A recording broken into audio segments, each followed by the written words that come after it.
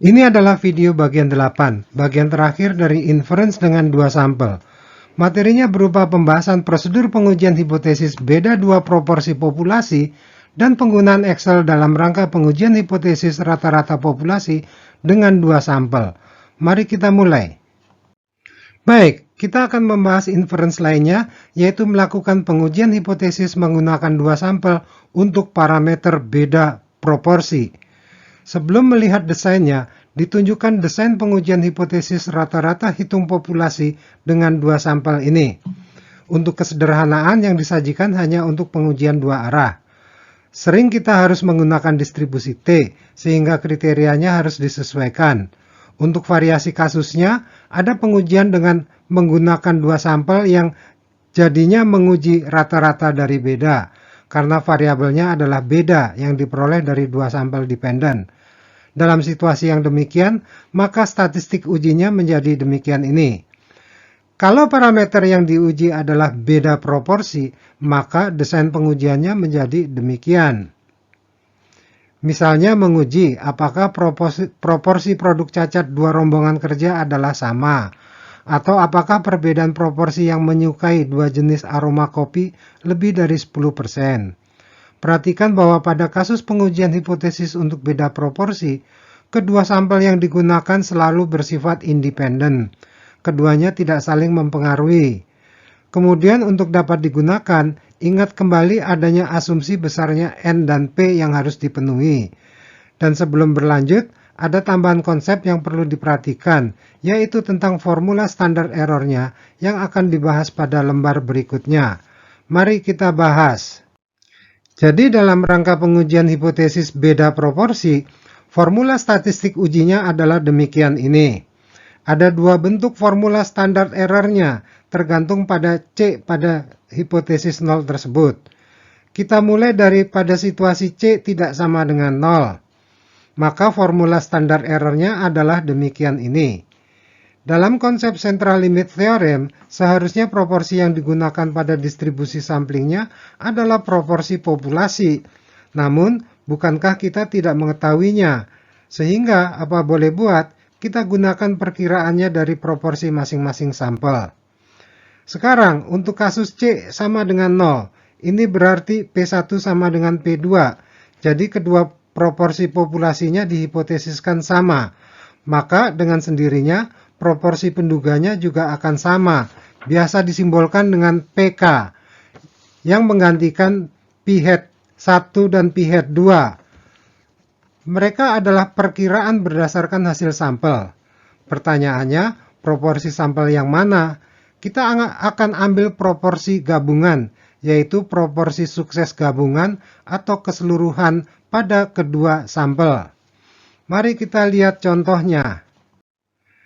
Ini contoh kasusnya. Silahkan pause videonya sejenak untuk memahami kasusnya. Perhatikan pernyataan-pernyataan berikut. Ada studi untuk mengetahui tingkat kepuasan pelanggan dengan pertanyaan, apakah Anda akan membeli merek yang sama? Kemudian ada pertanyaan, apakah dengan tingkat signifikansi 0,05 ada bukti kepuasan konsumen berbeda? Jadi ini merupakan pengujian beda dua proporsi populasi, merek A dan merek B. Tingkat signifikansinya adalah 0,05. Dikumpulkan dahulu informasi dari soal yang relevan untuk pengujian hipotesis beda proporsi. NA dan NB untuk besarnya sampel, sedangkan XA dan XB adalah untuk banyaknya peristiwa sukses pada merek A dan pada merek B. Mari kita kerjakan jawabnya. Begini jawabannya. Pernyataan yang dijadikan dasar menyusun desain adalah berdasarkan sampel tersebut, apakah dengan tingkat signifikansi 0,05 ada cukup bukti bahwa tingkat kepuasan kedua konsumen berbeda. Baik, sekali lagi ini adalah pengujian hipotesis beda proporsi. Kalimat landasan untuk desain di atas dapat dinyatakan secara matematis demikian ini. Bila parameternya dikumpulkan di kiri menjadi seperti ini. Karena ada unsur sama dengan, maka kita akan mempunyai H0 yang demikian. Sehingga kita mempunyai prosedur yang seperti ini. Perhatikan bahwa ini adalah uji dua arah, sehingga daerah penolakannya ada di dua tempat.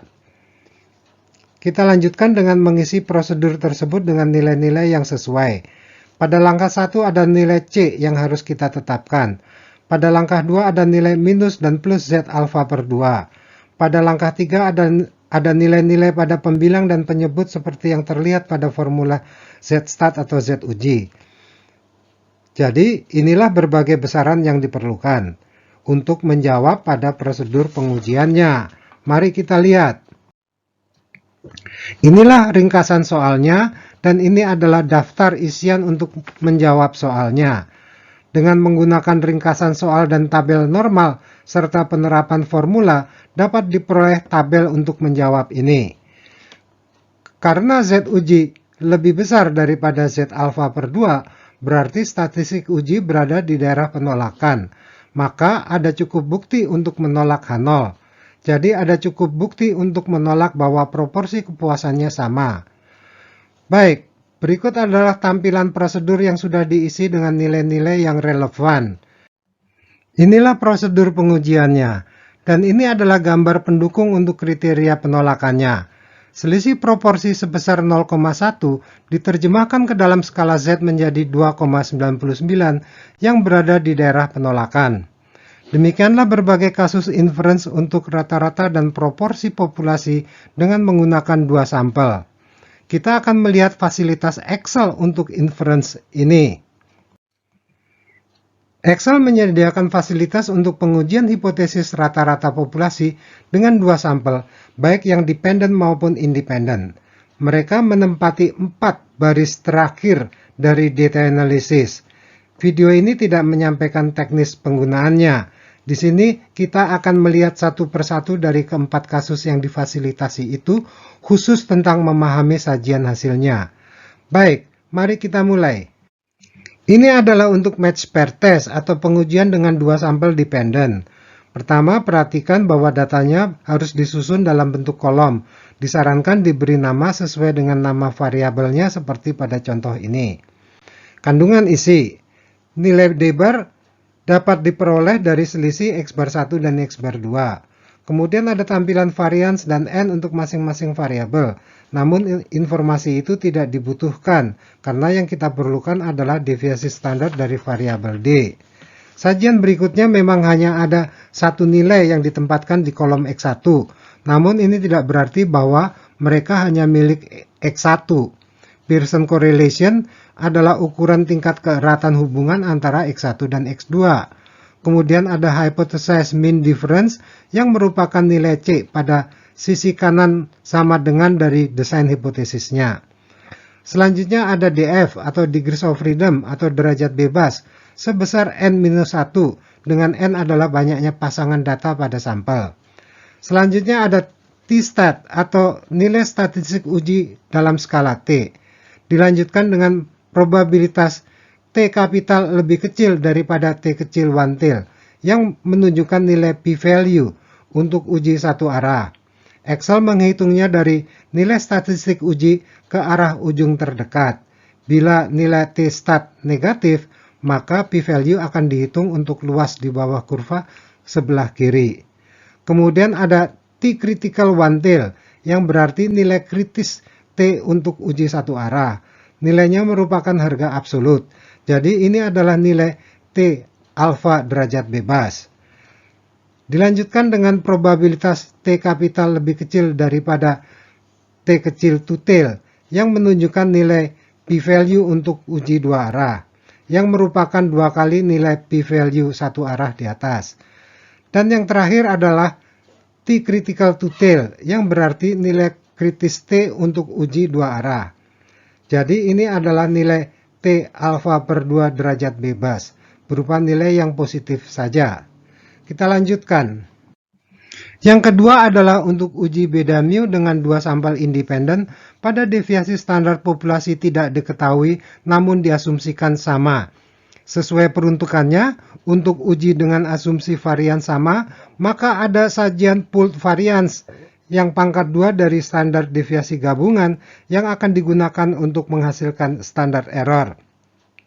Juga tersedia nilai T uji. Kita lanjutkan. Berikutnya adalah untuk uji beda mu dengan dua sampel independen pada deviasi standar populasi tidak diketahui dan diasumsikan berbeda. Ada nilai T uji. Kita lanjutkan. Dan yang terakhir adalah untuk uji beda mu dengan dua sampel independen pada deviasi standar populasi diketahui baik keduanya sama ataupun berbeda. Tersedia nilai Z uji. Selalu adanya nilai Z uji atau T uji ini memungkinkan selalu diperolehnya nilai standar errornya. Nilai standar error itu mungkin diperlukan ketika melakukan pendugaan interval yang tidak didukung oleh fasilitas Excel. Konsepnya sederhana. Kita mulai dari formula untuk statistik uji. Nilai statistik uji dan standar error bertukar tempat, sehingga diperoleh nilai standar errornya. Catatan, semua fasilitas yang tersedia itu mensyaratkan kita masih mempunyai data asli hasil sampel, sebagaimana yang terlihat di sebelah kiri. Baik, kita akan memasuki bagian penutup. Berikut adalah catatan penutup materi pembelajaran 2 pekan terakhir. Pertama, materinya merupakan inference yang menggunakan dua sampel, baik pendugaan interval maupun pengujian hipotesis yang diaplikasikan untuk parameter rata-rata hitung dan proporsi populasi. Kedua, distribusi sampling berbagai penduga pada berbagai parameter yang dilakukan inference atasnya mengikuti distribusi normal, sehingga dapat diaplikasikan formula umum pendugaan interval dan prosedur umum pengujian hipotesis berbasis distribusi normal. Ketiga, nampak jelas terlihat bahwa berbagai inference yang dilakukan pada bagian video ini merupakan perluasan dari inference yang dilakukan sebelumnya yang menggunakan satu sampel, sebagaimana dilakukan pada inference tentang rata-rata hitung dan proporsi populasi terdahulu. Demikianlah penutupnya, dan selanjutnya izinkan kami menyampaikan ucapan terima kasih kepada para pendukung penyusunan materi ini, yaitu Saudari Fitri Nurjana Sarjana Ekonomi, Saudari Cut Aryulista Sarjana Ekonomi, dan Saudari Lintang Ayu Wulandari Sarjana Desain. Mohon maaf bila materinya tidak terlalu mudah difahami. Salam sehat dan salam sukses.